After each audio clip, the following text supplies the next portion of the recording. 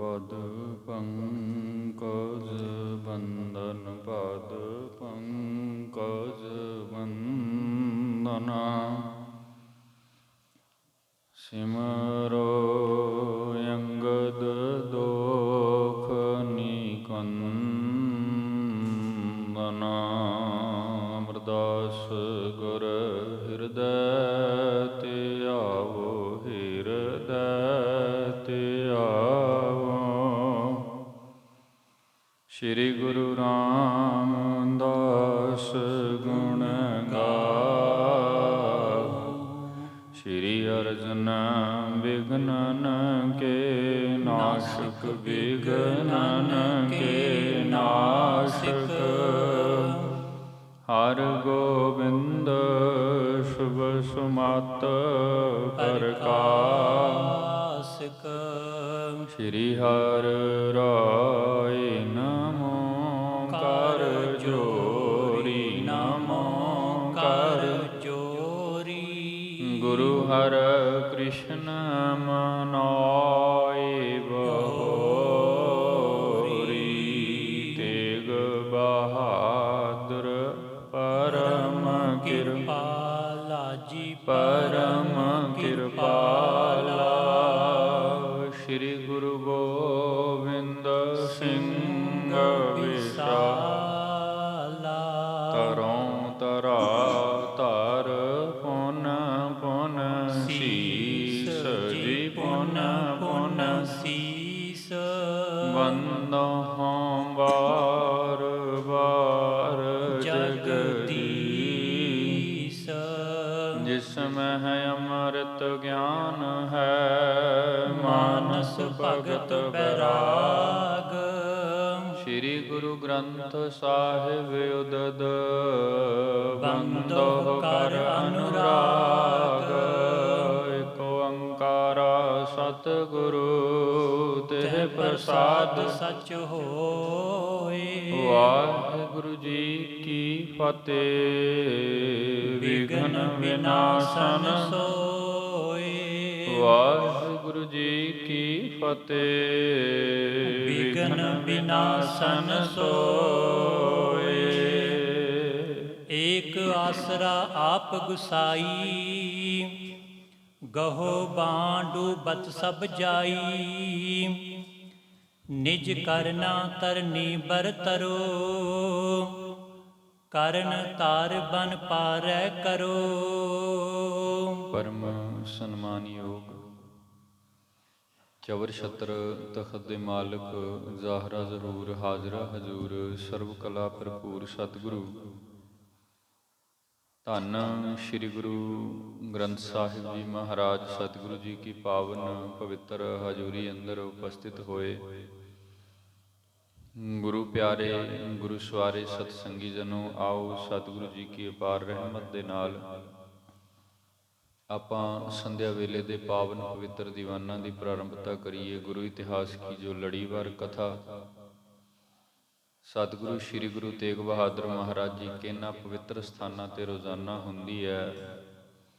ਆਪ ਸੰਗਤ ਬੜੇ ਪਿਆਰ ਭਾਵਨਾ ਅਦਬ ਸਹਿਤ ਸਰਵਣ ਕਰਦੇ ਹੋ। ਚੱਲਦੀ ਆ ਰਹੀ ਲੜੀ ਤਹਿਤ ਕੁਝ ਸਮਾਂ ਮਹਾਰਾਜ ਜੀ ਕੇ ਜੀਵਨ ਬਿਰਤਾਂਤਾਂ ਨਾਲ ਜੁੜਨ ਦਾ ਆਪਾਂ ਯਤਨ ਕਰਦੇ ਹਾਂ। ਪ੍ਰਥਮ ਮਹਾਰਾਜ ਤੋਂ ਆਗਿਆ ਲਈਏ, ਆਪਣੀ ਰਸਨਾ ਨੂੰ ਪਵਿੱਤਰ ਕਰੀਏ। ਸਾਰੀ ਸੰਗਤ ਫਤਿਹ ਪ੍ਰਵਾਨ ਕਰਨਾ ਜੀਓ। ਵਾਹਿਗੁਰੂ ਜੀ ਕਾ ਖਾਲਸਾ ਵਾਹਿਗੁਰੂ ਜੀ ਕੀ ਫਤਿਹ। ਕੱਲ੍ਹ ਦਿਆਂ ਦੀਵਾਨਾਂ ਅੰਦਰ ਜਿੱਥੇ ਸੰਪੰਨਤਾ ਹੋਈ ਸੀ, ਆਪ ਸੰਗਤ ਸਰਵਣ ਕਰ ਰਹੇ ਸੀ। ਸਤਿਗੁਰੂ ਸ਼੍ਰੀ ਗੁਰੂ ਤੇਗ ਬਹਾਦਰ ਸਾਹਿਬ ਜੀ ਮਹਾਰਾਜ ਜੋ ਕਿ ਅਨੰਦਪੁਰ ਸਾਹਿਬ ਵਿਰਾਜਮਾਨ ਨੇ। ਕਸ਼ਮੀਰ ਦੀ ਧਰਤੀ ਤੋਂ ਚੱਲਦੇ ਹੋਏ ਦੁਖੀ ਵਿਪਰ ਬ੍ਰਾਹਮਣ ਜੋ ਸਤਿਗੁਰੂ ਜੀ ਕੇ ਚਰਨਾਂ ਪਾਸ ਆ ਕਰਕੇ ਇਹ ਪੁਕਾਰ ਕਰਦੇ ਨੇ ਕਿ ਮਹਾਰਾਜ ਸਮੇਂ ਦੇ ਹੁਕਮਰਾਨ ਬਾਦਸ਼ਾਹ ਔਰੰਗਜ਼ੇਬ ਨੇ ਇਹ ਹੁਕਮ ਦੇ ਦਿੱਤੇ ਹਨ ਕਿ ਇਸ ਹਿੰਦੁਸਤਾਨ ਦੇਸ਼ ਦੇ ਅੰਦਰ ਕੇਵਲ ਇੱਕ ਹੀ ਧਰਮ ਰਹਿ ਸਕਦਾ ਹੈ, ਇਸਲਾਮ। ਬਾਕੀ ਸਭ ਦਾ ਧਰਮ ਤਬਦੀਲ ਕਰਵਾ ਦਿੱਤਾ ਜਾਏ। ਸੋ ਉਹਦੇ ਹੁਕਮਾਂ ਦੀ ਪਾਲਣਾ ਕਰਦੇ ਹੋਏ ਜਿਤਨੇ ਵੀ ਸੂਬੇਦਾਰ ਹਨ, ਖਾਸ ਕਰਕੇ ਕਸ਼ਮੀਰ ਦਾ ਸੂਬੇਦਾਰ ਸ਼ੇਰ ਅਫਗਾਨ ਜੀ ਨੇ ਇਹਨਾਂ ਨੂੰ ਤੰਗ ਕੀਤਾ ਹੈ। ਸੋ ਉਹ ਸਭ ਦਾ ਧਰਮ ਤਬਦੀਲ ਕਰਵਾ ਰਹੇ ਹਨ ਅਤੇ ਸਾਡੇ ਉੱਪਰ ਭਾਰੀ ਸੰਕਟ ਆਣ ਬਣਿਆ ਹੈ। ਇਸ ਦੁੱਖ ਵਿੱਚ ਕੋਈ ਸਾਡੀ ਸਹਾਇਤਾ ਕਰਨ ਵਾਲਾ ਨਹੀਂ ਹੈ। ਬਹੁਤ ਦੂਰ ਤੱਕ ਯਤਨ ਕੀਤੇ ਹਨ, ਲੇਕਿਨ ਕਿਸੇ ਨੇ ਬਾਹ ਨਹੀਂ ਫੜੀ। ਹਾਰ ਕੇ ਆਪ ਜੀ ਕੇ ਦਰ ਤੇ ਪੁੱਜੇ ਹਾਂ, ਆਪ ਕਿਰਪਾ ਕਰੋ। ਇਸ ਵੇਲੇ ਸਭ ਜੋਦੜੀਆਂ ਕਰ ਰਹੇ ਸਨ, ਵਿਨਤੀਆਂ ਕਰ ਰਹੇ ਸਨ। ਮਹਾਰਾਜ ਕੇ ਦਰਬਾਰ ਅੰਦਰ ਬੈਠੇ ਜਿਵੇਂ ਮਹਾਰਾਜ ਕੇ ਚਰਨਾਂ ਵਿੱਚ ਬੇਨਤੀਆਂ ਕਰ ਰਹੇ ਹਨ। ਭਾਈ ਸਾਹਿਬ ਜੀ ਹੋਰਾਂ ਨੇ ਬੋਲ ਅੰਕਿਤ ਕੀਤੇ ਹਨ। ਏਕ ਆਸਰਾ ਆਪ ਗੁਸਾਈ, ਗਹੋ ਬਾਹਾਂ ਡੂਬਤ ਸਭ ਜਾਈ। ਕਿ ਇਹ ਗੁਸਾਈ ਜਗਤ ਦੇ ਮਾਲਕ ਧੰਨ ਗੁਰੂ ਤੇਗ ਬਹਾਦਰ ਸਾਹਿਬ ਮਹਾਰਾਜ, ਸਾਨੂੰ ਕੇਵਲ ਇੱਕੋ ਹੀ ਆਸਰਾ ਮਿਲਿਆ ਹੈ, ਉਹ ਹੈ ਆਪ ਜੀ ਕੇ ਚਰਨਾਂ ਦਾ। ਆਪ ਜੀ ਕਿਰਪਾ ਕਰਕੇ ਸਾਡੀ ਬਾਂਹ ਫੜ ਲਓ। ਜੇਕਰ ਆਪ ਜੀ ਸਾਡੀ ਬਾਂਹ ਨਹੀਂ ਫੜਦੇ, ਸਾਡੀ ਰੱਖਿਆ ਨਹੀਂ ਕਰਦੇ, ਤੇ ਸੱਚ ਹੈ ਵੀ ਸਾਡਾ ਧਰਮ ਹੀ ਡੁੱਬ ਜਾਏਗਾ, ਸਾਡਾ ਸਭ ਕੁਝ ਖਤਮ ਹੋ ਜਾਏਗਾ। ਨਿਜ ਕਰੁਣਾ ਤਰਨੀ ਬਰ ਧਰੋ। ਆਪ ਕਿਰਪਾ ਕਰੋ, ਹਿੰਦੁਸਤਾਨ ਦੇਸ਼ ਦੇ ਅੰਦਰੋਂ ਇਸ ਧਰਮ ਦੀ ਡੁੱਬਦੀ ਹੋਈ ਬੇੜੀ ਨੂੰ ਬਚਾ ਸਕਦੇ ਹੋ, ਜੇ ਕਿਤੇ ਇਹਦਾ ਚੱਪੂ ਆਪ ਮਲਾਹ ਬਣ ਕੇ ਚਲਾਉਣ ਲੱਗ ਜਾਓ। ਸੋ ਇਸ ਵੇਲੇ ਇਹਨਾਂ ਆਏ ਹੋਏ ਦਿਸਬਰਾਂ ਨੇ ਮਹਾਰਾਜ ਜੀ ਕੇ ਚਰਨਾਂ ਵਿੱਚ ਬਹੁਤ ਬੇਨਤੀਆਂ ਕੀਤੀਆਂ ਹਨ, ਬਹੁਤ ਮਹਾਰਾਜ ਕੇ ਅੱਗੇ ਪੁਕਾਰਾਂ ਕੀਤੀਆਂ ਹਨ। ਸੋ ਜਿਵੇਂ ਸਤਿਗੁਰੂ ਜੀ ਇਹਨਾਂ ਦੀ ਬਾਤ ਸੁਣਦੇ ਹਨ ਤੇ ਫਿਰ ਆਪਣੇ ਮੁਖ ਤੋਂ ਜੋ ਬਖਸ਼ਿਸ਼ ਕਰਦੇ ਹਨ, ਉਹ ਅੱਗੇ ਅੱਜ ਦੇ ਵਿਚਾਰ ਅੰਦਰ ਚੱਲੇਗਾ ਜੀ। ਜਗ ਤੇ ਬਿਨਸਨ ਲੱਗੈ ਧਰਮ ਜਬ। ਇਹ ਦਿਸਬਰ ਕਹਿ ਰਹੇ ਸਨ ਕਿ ਇਸ ਵਿੱਚ ਜਿਸ ਵਕਤ ਇਸ ਜਗ ਦੇ ਅੰਦਰੋਂ, ਸੰਸਾਰ ਦੇ ਵਿੱਚੋਂ ਕਿਸੇ ਦਾ ਧਰਮ ਨਾਸ ਹੋਣ ਲੱਗਦਾ। ਬਿਨਸਨ ਦਾ ਮਤਲਬ ਹੁੰਦਾ ਖਤਮ ਹੋਣਾ। ਤੇ ਖਾਸ ਕਰਕੇ ਇੱਥੇ ਸਨਾਤਨੀ ਧਰਮ ਦੀ ਗੱਲ ਹੋ ਰਹੀ ਹੈ, ਜਾਂ ਵੈਸੇ ਵੀ ਅਸੀਂ ਗੁਰਬਾਣੀ ਵਿੱਚੋਂ ਵੇਖਦੇ ਹਾਂ, ਜਦੋਂ ਜਦੋਂ ਇਸ ਧਰਤੀ ਦੇ ਉੱਪਰ ਧਰਮ ਦੀ ਹਾਨੀ ਹੁੰਦੀ ਹੈ, ਧਰਮ ਨੂੰ ਕੋਈ ਖਤਮ ਕਰਨ ਦਾ ਯਤਨ ਕਰਦਾ ਹੈ, ਧਰਮ ਦੀ ਮਰਿਆਦਾ ਟੁੱਟਦੀ ਹੈ ਜੀ। ਪ੍ਰਭ ਅਵਤਾਰ ਸੋ ਧਰ ਤੁਰਤ ਤਬ।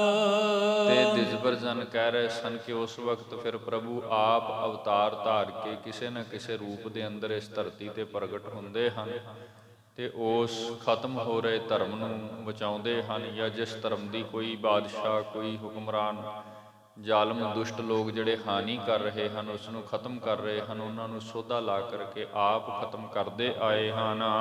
ਬਣੈ ਸਹਾਇਕ ਲਿਹੁ ਉਬਾਰ। ਇਸੇ ਵਿਧ ਹੁਣ ਆਪ ਅਵਤਾਰ ਲੈ ਕੇ ਧਰਤੀ ਤੇ ਪ੍ਰਗਟੇ ਹੋ ਧੰਨ ਗੁਰੂ ਤੇਗ ਬਹਾਦਰ ਮਹਾਰਾਜ।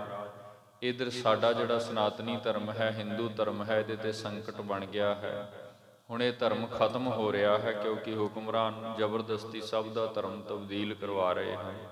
ਆਪ ਸਹਾਇਤਾ ਕਰੋ, ਸਾਡੇ ਸਹਾਇਕ ਬਣੋ ਤੇ ਸਾਡੇ ਧਰਮ ਦੀ ਰੱਖਿਆ ਕਰੋ ਜੀ। ਸੁਣੀਅਤ ਕਥਾ ਪੁਰਾਨ ਮਜਾਰ। ਇਹ ਦਿਸਬਰ ਪੰਡਤ ਜਨ ਜਿਤਨੇ ਵੀ ਆਏ ਸਨ ਨਾ, ਕਸ਼ਮੀਰ ਦੀ ਧਰਤੀ ਤੋਂ ਇਕੱਤਰ ਹੋ ਕਰਕੇ, ਉਹਨਾਂ ਨੇ ਫਿਰ ਆਪਣੀਆਂ ਗ੍ਰੰਥਾਂ ਦੀਆਂ ਬਾਤਾਂ ਵੀ ਕਹੀਆਂ ਵੀ ਅਸੀਂ ਜਿਹੜੇ ਧਰਮ ਗ੍ਰੰਥ ਪੜ੍ਹਦੇ ਹਾਂ, ਪੁਰਾਣ ਆਦਿਕ, ਸੋ ਉਹਨਾਂ ਧਰਮ ਗ੍ਰੰਥਾਂ ਵਿੱਚ ਵੀ ਇਹ ਬਾਤਾਂ ਸਾਨੂੰ ਪੜ੍ਹਨ ਨੂੰ ਮਿਲੀਆਂ ਹਨ ਵੀ ਜਦੋਂ ਜਦੋਂ ਇਸ ਧਰਤੀ ਤੇ ਧਰਮ ਦੀ ਹਾਨੀ ਹੋਈ ਹੈ, ਧਰਮ ਨੂੰ ਕਿਸੇ ਨੇ ਖਤਮ ਕਰਨ ਦਾ ਯਤਨ ਕੀਤਾ ਹੈ, ਤੇ ਪ੍ਰਭੂ ਆਪ ਮਨੁੱਖਾ ਅਵਤਾਰ ਧਾਰ ਕੇ ਇਸ ਧਰਤੀ ਤੇ ਆਏ ਹਨ ਤੇ ਉਹਨਾਂ ਨੇ ਧਰਮ ਨੂੰ ਬਚਾਇਆ ਹੈ। ਸੋ ਆਪ ਕਿਰਪਾ ਕਰੋ, ਸਾਡੇ ਧਰਮ ਨੂੰ ਬਚਾ ਲਓ ਜੀ। ਅਬ ਅਵਤਾਰ ਆਪ ਕੋ ਹੋਆ।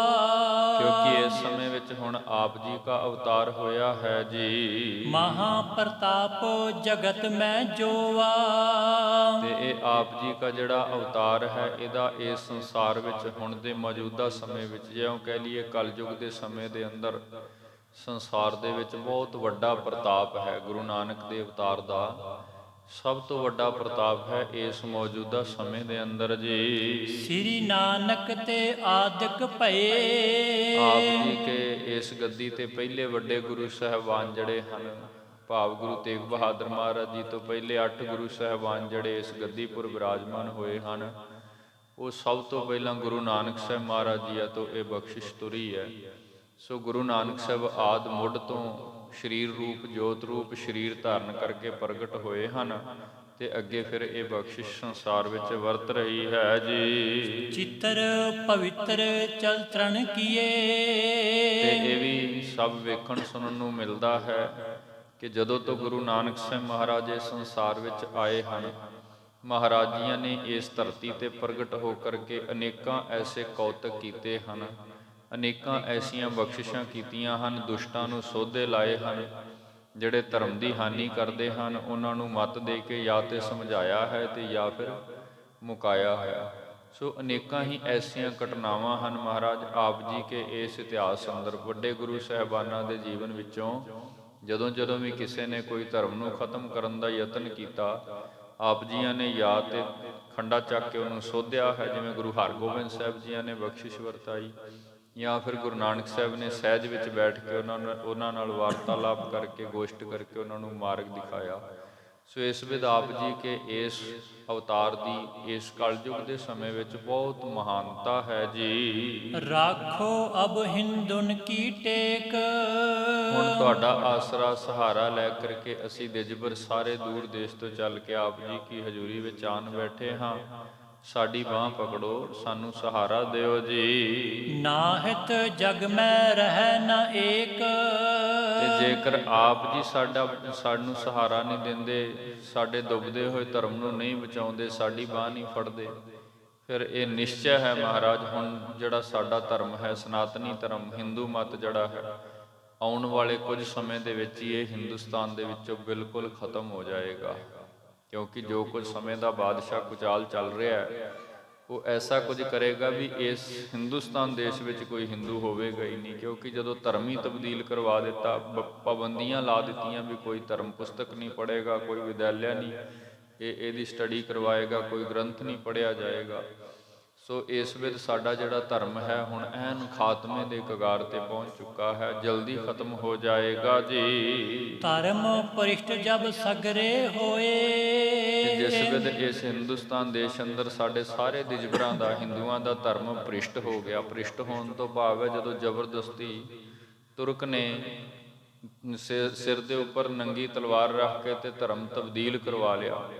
ਜਿਸ ਵਕਤ ਆਪਣਾ ਧਰਮ ਛੱਡ ਕੇ ਇਸਲਾਮੀ ਤੁਰਕ ਧਰਮ ਧਾਰਨ ਕਰ ਲਿਆ ਤੇ ਫਿਰ ਭ੍ਰਿਸ਼ਟੀ ਹੋ ਗਿਆ। ਸਮਝੋ ਉਸ ਧਰਮ ਦੇ ਵਿੱਚ ਤੇ ਪਰਪੱਕ ਹੋਇਆ ਨਹੀਂ ਜਾਣਾ, ਆਪਣਾ ਮਜਬੂਰੀ ਵਿੱਚ ਆ ਕਰਕੇ ਅਸੀਂ ਕਾਰਨ ਕਮਾ ਨਹੀਂ ਸਕਾਂਗੇ। ਇਸ ਕਰਕੇ ਸਭ ਸੰਸਾਰੇ ਜਗਤ ਦਾ ਇਹ ਸਾਰਾ ਸਨਾਤਨੀ ਧਰਮ ਖਤਮ ਹੋ ਜਾਏਗਾ ਜੀ। ਪੂਜੈ ਸੁਰ ਆਦਿਕ ਨਹਿ ਕੋਏ।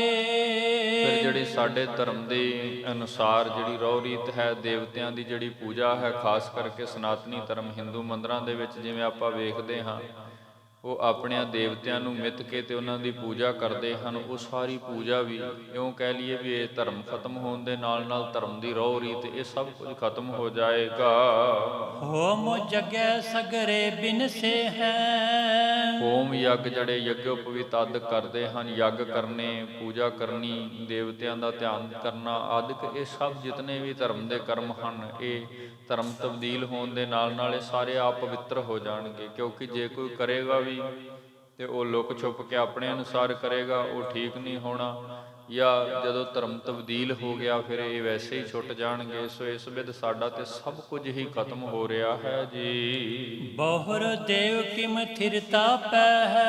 ਤੇ ਫਿਰ ਜਿਹੜੇ ਧਰਮ ਦੇ ਦੇਵਤੇ ਮੰਨੇ ਜਾਂਦੇ ਹਨ, ਜਿਨ੍ਹਾਂ ਦੀ ਇਹ ਸਨਾਤਨੀ ਮਨੁੱਖ, ਹਿੰਦੂ ਮਨੁੱਖ ਪੂਜਾ ਆਦਿ ਕਰਦੇ ਹਨ, ਉਹ ਵੀ ਸਹਿਜੇ ਸਹਿਜ ਸਭ ਧਰਮ ਦਾ ਸਭ ਵਿਖਿਆਨ ਗਿਆਨ ਜੋ ਵੀ ਹੈ ਉਹ ਸਭ ਅਲੋਪ ਹੋ ਜਾਏਗਾ। ਪਰੈ ਮਹਾਦੁਰ ਪਿਛ ਕਨੇਰੇ। ਤੇ ਫਿਰ ਹੋਵੇਗਾ ਕਿ ਇਹ ਜਿਹੜੇ ਫਿਰ ਇਸ ਧਰਮ ਇਸ ਦੇਸ਼ ਵਿੱਚ ਆਪਣਾ ਧਰਮ ਫੈਲਾ ਰਹੇ ਹਨ, ਜਦੋਂ ਸਨਾਤਨੀ ਆਪਣਾ ਧਰਮ ਛੱਡ ਕੇ ਇਸਲਾਮ ਨੂੰ ਧਾਰਨ ਕਰਨਗੇ ਤੇ ਇਸਲਾਮ ਵਿੱਚ ਪਰਪੱਕ ਨਹੀਂ ਹੋਣੇ, ਫਿਰ ਮਨੁੱਖ ਦਾ ਕੁਝ ਹੋਰ ਹੀ ਬਣ ਜਾਵੇਗਾ। ਜਿਵੇਂ ਦੁਰਪਿਛ ਸ਼ਬਦ ਵਰਤਿਆ, ਇਹਦੇ ਅਰਥ ਆਪਾਂ ਕਰਾਂਗੇ ਰਾਖਸ਼ ਬਿਰਤੀ ਵਾਲਾ ਮਨੁੱਖ, ਹਿੰਸਕ ਮਨੁੱਖ। ਸੋ ਇਦਾਂ ਫਿਰ ਇਸ ਜਗਤ ਵਿੱਚ ਪਾਪ ਦਾ ਪਸਾਰਾ ਹੋਰ ਵਧੇਗਾ ਜੀ। ਜਗ ਪੀ ਬਿਨਸ ਜਾਏ ਤਿਸ ਬੇਰੇ। ਜਿਸ ਵਕਤ ਜਗ ਦੇ ਵਿੱਚ ਇਤਨਾ ਪਾਪ ਵੱਧ ਗਿਆ, ਭਾਵ ਧਰਮ ਦੀ ਮਰਿਆਦਾ ਬਿਲਕੁਲ ਹੀ ਖੰਡਿਤ ਹੋ ਗਈ, ਧਰਮ ਬਿਲਕੁਲ ਹੀ ਖਤਮ ਕਰ ਦਿੱਤਾ ਗਿਆ, ਜਾਂ ਜਿਨ੍ਹਾਂ ਨੂੰ ਜ਼ਬਰਦਸਤੀ ਇਹ ਧਰਮ ਇਸਲਾਮ ਵਿੱਚ ਲਿਆਂਦਾ ਗਿਆ ਉਹ ਠੀਕ ਢੰਗ ਦੇ ਨਾਲ ਇਹਨੂੰ ਅਪਣਾ ਨਹੀਂ ਸਕਣਗੇ। ਸੋ ਇਸ ਵਿੱਚ ਜਗਤ ਦੇ ਅੰਦਰ ਬਹੁਤ ਪਾਪ ਪਸਰ ਜਾਏਗਾ, ਜਗਤ ਦੀ ਸਾਰੀ ਮਰਿਆਦਾ ਹੀ ਖਤਮ ਹੋ ਜਾਏਗੀ ਜੀ। ਜਾਂ ਤੇ ਅਬ ਹੀ ਬਨੋ ਸਹਾਏ। ਇਸ ਲਈ ਅਸੀਂ ਪ੍ਰਥਮ ਆਪ ਜੀ ਕੇ ਚਰਨਾਂ ਪਾਸ ਆਏ ਹਾਂ, ਬੇਨਤੀ ਕਰਦੇ ਹਾਂ ਕਿ ਕਿਰਪਾ ਕਰਕੇ ਸਾਡੀ ਬਾਂਹ ਫੜੋ, ਸਾਨੂੰ ਸਹਾਰਾ ਦਿਓ, ਆਪ ਹੀ ਸਾਡੀ ਸਹਾਇਤਾ ਕਰੋ ਜੀ। ਹਿੰਦੂ ਧਰਮ ਕੋ ਲਿਹੋ ਬਚਾਏ। ਸਾਡੇ ਇਸ ਧਰਮ ਦੀ ਡੁੱਬਦੀ ਹੋਈ ਬੇੜੀ ਨੂੰ ਆਪ ਮੋਢਾ ਲਾ ਕੇ ਪਾਰ ਕਰ ਦਿਓ। ਇਹਨੂੰ ਧਰਮ ਨੂੰ ਬਚਾ ਲਓ, ਵਰਨਾ ਸਮੇਂ ਦਾ ਹੁਕਮਰਾਨ ਬਾਦਸ਼ਾਹ ਔਰੰਗਜ਼ੇਬ ਤਾਂ ਸਾਡਾ ਧਰਮ ਖਤਮ ਕਰਨ ਤੇ ਤੁਲਿਆ ਹੈ ਜੀ। ਸੁਰ ਆਦਿਕ ਕੀ ਰੱਛਾ ਹੋਏ।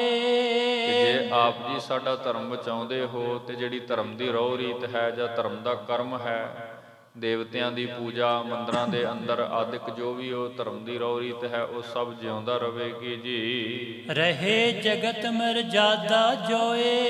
ਤੇ ਜੋ ਜਗਤ ਦੀ ਮਰਿਆਦਾ ਬਣੀ ਹੋਈ ਹੈ, ਭਾਵ ਜਿਹੜਾ ਮਨੁੱਖ ਜਿਸ ਧਰਮ ਨੂੰ ਫੋਲੋ ਕਰਦਾ ਹੈ ਤੇ ਉਹਦੀ ਰਹੁ ਰੀਤ ਬਣਾ ਕੇ ਆਪਣੇ ਧਰਮ ਅਨੁਸਾਰ ਇਸ ਸੰਸਾਰ ਵਿੱਚ ਜੀਵਨ ਜਿਉਂਦਾ ਹੈ, ਸੋ ਇਸ ਵਿੱਚ ਜਗਤ ਦੀ ਇੱਕ ਆਪਣੀ ਆਪਣੀ ਹਰ ਧਰਮ ਦੀ ਮਰਿਆਦਾ ਬਣੀ ਹੋਈ ਹੈ, ਜਿਹਦੇ ਨਾਲ ਸਾਡੇ ਇਸ ਸੰਸਾਰ ਵਿੱਚ ਕੁਦਰਤੀ ਤੌਰ ਤੇ ਟਿਕਾਊ ਬਣਿਆ ਰਹਿੰਦਾ ਹੈ। ਤੇ ਜਦੋਂ ਮਰਿਆਦਾ ਖੰਡਿਤ ਹੋ ਗਈ, ਇਉਂ ਸਮਝ ਲਓ ਵੀ ਮਨੁੱਖ ਦੀ ਜਿਹੜੀ ਬਿਰਤੀ ਹੈ ਧਰਮ ਤੋਂ ਹਟ ਕੇ ਰਾਖਸ਼ਾਂ ਵਾਲੀ ਹੋ ਜਾਂਦੀ ਹੈ, ਫਿਰ ਇੱਥੇ ਅਤਿਅੰਤ ਪਾਪ ਦਾ ਪਸਾਰਾ ਵਰਤੇਗਾ। ਇਸ ਵਿੱਚ ਆਪ ਜੀ ਕੇ ਚਰਨਾਂ ਪਾਸ ਅਸੀਂ ਇਹ ਬੇਨਤੀ ਕਰਨ ਆਏ ਹਾਂ। ਇਸ ਪ੍ਰਕਾਰ ਬੋ ਜੁਗਤਨ ਸਾਥ। ਇਸ ਪ੍ਰਕਾਰ ਭਾਈ ਸੰਤੋਖ ਸਿੰਘ ਸਾਹਿਬ ਇੱਥੇ ਜ਼ਿਕਰ ਕਰਦੇ ਨੇ, ਕਹਿਣਗੇ ਇਸ ਪ੍ਰਕਾਰ, ਇਸ ਤਰ੍ਹਾਂ ਨਾ ਸਤਿਗੁਰੂ ਗੁਰੂ ਤੇਗ ਬਹਾਦਰ ਮਹਾਰਾਜ ਜੀ ਦਾ ਦੀਵਾਨ ਸਜਿਆ ਹੋਇਆ ਸੀ। ਆਨੰਦਪੁਰ ਸਾਹਿਬ ਦੀ ਧਰਤੀ ਸੀ।